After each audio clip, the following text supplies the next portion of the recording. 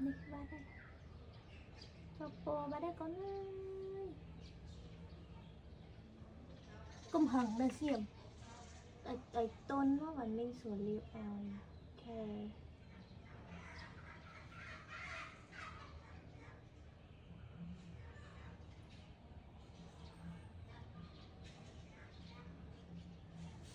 Chứ mình. Ôi cái mà cái chọc.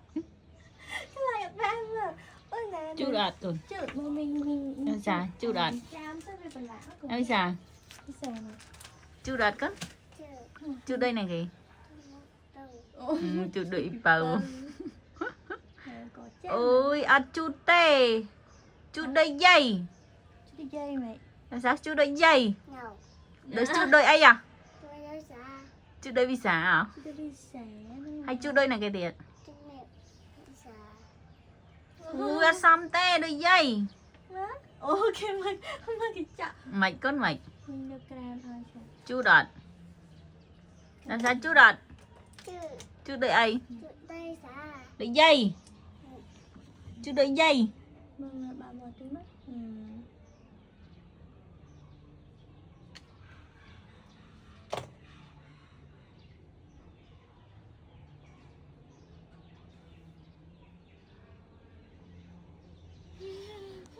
Chú đây ai con? Mà mình được mascara.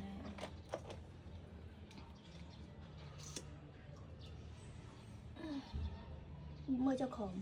Ăn cho khổng vậy. Ok, good girl. Ồ, hôm nay kêu ấy nha mọi. Vậy nha.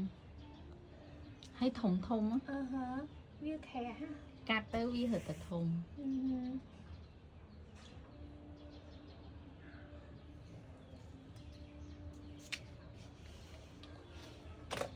Mình phải lạc hồn nữa có. Anh là mình mơ hái á. Ui, chú đạt. Anh sao chú đạt? Chú đây ai? Chú đây dây.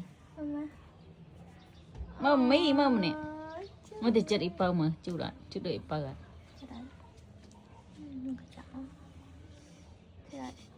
Đâu sao smile trên thi mùi. Ê, mơ phone mà mi smile trên thi. Mơ đôi khi nè. Đôi khi nè mà. Đây mẹ. Smile trên thi mà. Nghe mơ phone mà mi. Thơ một chút.